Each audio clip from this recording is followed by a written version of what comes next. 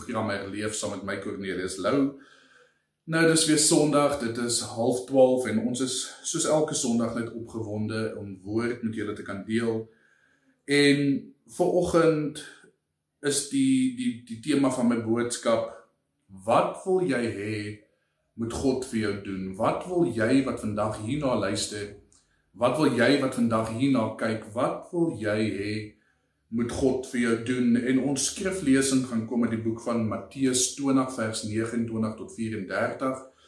So van julle wat julle Bybels oop het, blaai slang vir my na die boek van Matteus 20 vers 29 tot 34. Hemelse Vader, Here, ons kom vandag met oop harte en 'n verlange om U waarheid te kan sien. Here, help ons om dieper insig te kry, Here, na U wil vir ons lewens. Here, vanoggend bid ek, Here, dat U ons geestelike oë sal helder, Here. Here, dat U ons geestelike oë vanoggend oop sal maak, Here, om te kan besef en te kan sien dit wat U vir ons stoor het, Here. Here, en dit wat U vir ons wil doen. Here, vanoggend is my gebed, seën hierdie boodskap en elkeen wat dit gaan hoor, in die naam van die Vader, en die Seun, en die Heilige Gees. Amen en amen. Nou, soos ek vanoggend gesê het, ons skriflesing gaan daar kom uit die boek van Matteus 20 vers 29 tot 34, en ek lees dit vanoggend vir julle soos volg. Die opskrif van hierdie gedeelte sê dat Jesus maak die 2 blindes gesond. Jesus maak die 2 blindes gesond. Ek lees vir julle. En toe hulle uit Jericho uitgaan, het baie mense Jesus gevolg. 2 blinde mans wat langs die pad gesit het gehoor dat Jesus gaan verbykom. En toe roep hulle uit, Here, Seun van Dawid, ontferm U tog oor ons. Die mense wat daar naby was, het met hulle geraas en vir hulle gesê dat hulle moet stil bly, maar hulle het al hoe harder na Jesus geroep. Here, Seun van Dawid, ontferm U tog oor ons. Jesus het gaan staan, hulle geroep en gevra, wat wil julle hê moet ek vir julle doen? Hulle sê toe vir hom, Here, dat ons oë sal oopgaan. Jesus het hulle innig jammer gekry en hulle oë aangeraak en dadelik kon hulle sien en hulle het hom begin volg. Matteus 20 vers 29 tot 34, soos ek gesê het, die titel van vanoggend is, wat wil jy vanoggend hê moet Jesus vir jou doen? Elke persoon wat nou lewendig ingeskakel is, wat wil jy vanoggend hê moet die Here vir jou doen? Ons nommer gaan hier onder op die skerm verskyn. Ek wil hê stuur vir my boodskap. Wat wil jy vanoggend hê moet die Here vir jou doen? My nommer is 064-501-9558, dit sal hier onder verskyn. Stuur vir my 'n boodskap, sê kruiskyk, plus dit wat die Here vir jou wil doen. En ons gaan saam met jou bid en saam met jou vertrou vir dit waarvoor jy die Here vertrou. Nou, wanneer ons kyk na hierdie teks in Matteus, vertel dit vir ons en ons lees van hierdie 2 blinde mans wat na Jesus roep, smeekend vir genesing. Nou baie keer, net soos hierdie 2 mans, roep ons uit na die Here vir dit wat ons wil hê, hy vir ons moet doen, en rondom ons is mense wat ons probeer stil maak. Maar weet jy wat het hierdie 2 mense gedoen? Hulle het al hoe harder na die Here begin roep, en vanoggend wil ek vir jou sê, as jy in omstandighede sit, is jy in 'n sekere omstandigheid sit, en jy roep na die Here en die mense probeer jou stil maak, roep al hoe harder, die Here gaan vir jou hoor en hy gaan jou aanraak. En ja, soos ons gelees het, die skare probeer hulle stil maak, maar hulle roep al hoe harder sodat Jesus hulle moet hoor. En toe Jesus hulle hoor, raak hy hulle met deernis aan en hulle oë het oop gegaan. Nou, vanoggend wil ek so 'n bietjie aanraak, nie aan fisiese blindheid nie. Ek wil vanoggend gesels oor ons as kinders van die Here wat geestelik blind is. Geestelike blindheid. Nou baie mense, baie van ons sien met ons fisiese oog. Baie van ons, as ek nou hier rondom my moet kyk, sien ek die ligte wat op my skyn. Ek sien die kamera wat op my is. Ek sien alles hier rondom my. Dit is die fisiese oog wat kan sien. Maar as ons in die geestelike moet sien, is ons blind. Ons kan nie sien wat in die geestelike riem aangaan nie. En wanneer ons geestelik blind is, herken ons nie God se liefde nie, ook nie sy lyding nie, en ook nie die genade in ons daaglikse lewens nie. En baie keer, soos hierdie blinde mans waarvan ons in die Bybel gelees het, hulle was natuurlik afhanklik van ander om dinge vir hulle te doen, om hulle te lei. En dikwels voel ons ook so, ons voel verlore en ons voel onsigbaar. En wanneer ek sê dat ons is geestelik blind, wil ek net vinnig 3 goedjies aanraak en wanneer ek sê ons is geestelik blind, kan ons eerstens blind wees vir God se seëninge oor ons lewe, wat ons daagliks ontvang. Ons besef dit nie, ons sien dit nie en ons vra vir al hoe meer, maar ons sien nie dit wat God reeds in ons lewe doen nie. Wanneer ons geestelik blind is ons blind teenoor die behoeftes van ander rondom ons, want dit gaan niet oor ons probleme, dit gaan oor dit wat ons wil hê van die Here af. Maar ons is blind vir die behoeftes van ander mense wat rondom ons beweeg. Wanneer ek vanoggend sê dat ons is geestelik blind, kan ek vanoggend sê dat ons is blind vir die waarheid van God se woord. Ons is blind van die waarheid vir God se woord en hoe dit ons moet skei van die slegte en van die valsheid. Onthou, ek het vanoggend toe kry ek 'n woord en ek het dit gedeel met my vrou ook vroeër die week en ek het gesê, weet jy wat, die Bybel sê dat ons moet God dien in gees en in waarheid. Maar in vandag se tyd loop die kerke leeg omdat hulle die waarheid ontvang, maar hulle wil nie die waarheid hoor nie. Hulle wil nie hoor dat hulle die bottel bietjie een kant toe moet skuif nie. Hulle wil nie hoor dat hulle die sigaret moet los nie. Hulle wil nie hoor dat hulle moet wegdraai van hulle verkeerde paaie af nie. Wanneer hulle hierdie waarhede hoor, dan dink hulle, okay, so ons is sommer nou klaar met die pastoor en die kerk, want hulle oordeel. En weet jy wat, en wanneer dit goed gaan met ons, is ons geneig om nie God raak te sien nie. Wanneer dit goed gaan, is ons geneig om hom by een kant toe te skuif, want ons het nou ontvang dit wat ons voor gebid het. Ons het ontvang dit wat ons gevra het, so dit is nou goed genoeg, ons kan God 'n bietjie een kant toe skuif. Maar wanneer dit sleg gaan, is ons heel voor in die ry om te vra, Here, maar waar is u hand in my omstandighede? Here, u sien my nie raak nie, hoekom ontvang ek nie, hoekom seën u my nie? Wanneer dit sleg gaan, is ons vinnig om te staan en te sê, Here, maar u hoor my nie, u sien my nie raak nie. Maar vanoggend het die boodskap wat ek vroeër die week ook ontvang het, was, God wil 'n bietjie by ons weet dat wanneer dit sleg is, wil ons weet waar is hy. Wanneer dit sleg gaan, wil ons weet waar is hy in ons omstandighede. Maar God wil vanoggend by my en by jou en by elkeen van ons weet dat as dit goed gaan, waar is ons dan? Wanneer dit goed gaan en ons het gekry wat ons wil gehad het, waar is ons dan? Nou vanoggend wil ek vir jou sê dat wanneer ons iets van die Here verlang, wanneer ons wil hê, onthou ek gesê die titel van my boodskap is, wat kan die Here vandag vir jou doen?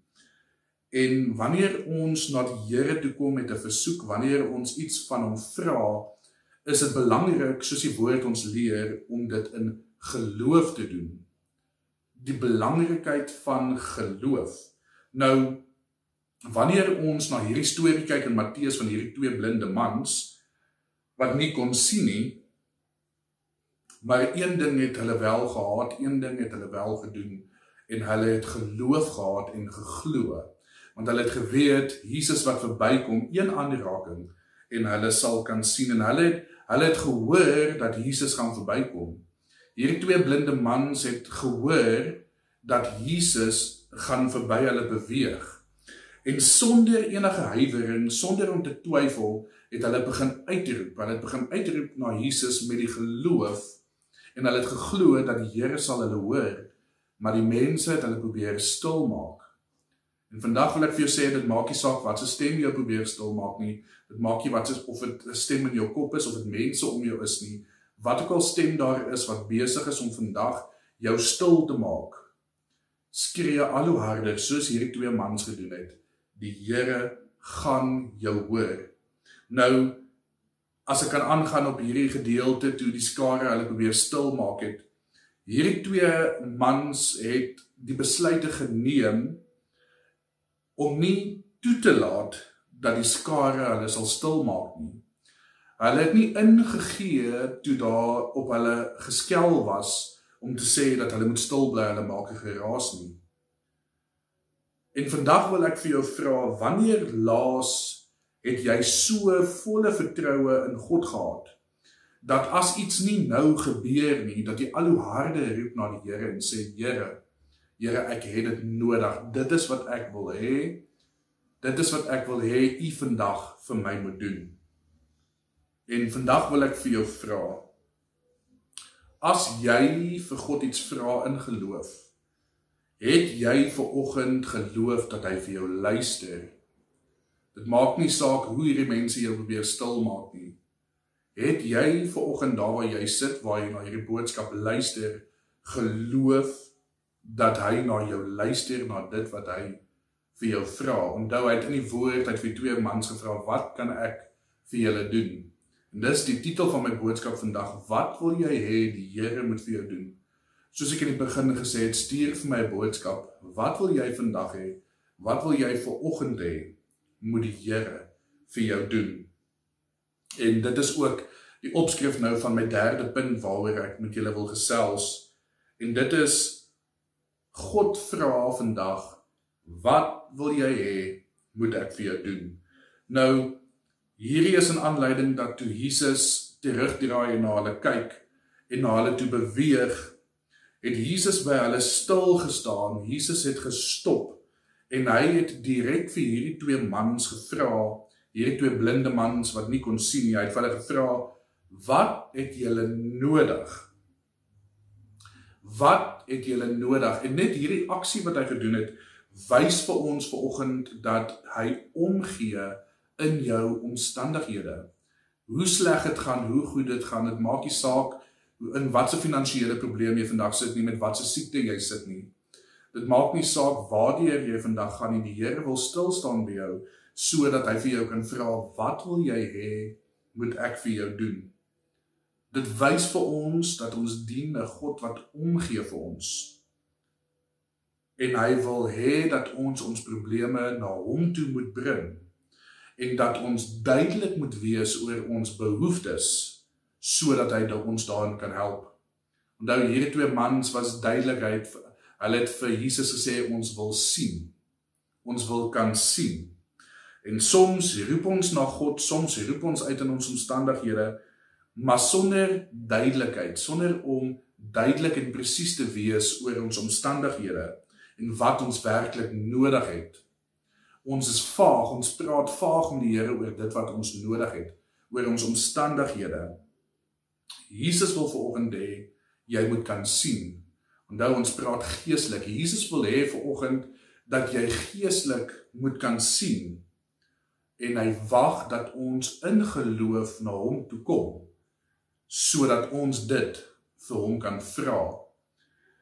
En vanoggend wil ek vir jou vra dat as jou behoefte vanoggend is om vir die Here te sê, Here, ek wil gees bo alles, bo my finansiële probleme, bo die kar se rekening wat nog nie betaal is, die skoolfonds wat nog nie betaal is, die huur wat nog nie betaal is, bo dit alles wil ek kan hê, ek wil geestelik kan sien. Ek wil vanoggend vir jou sê, as jy daai behoefte het, Jesus raak jou nou aan en hy herstel jou geestelike sig.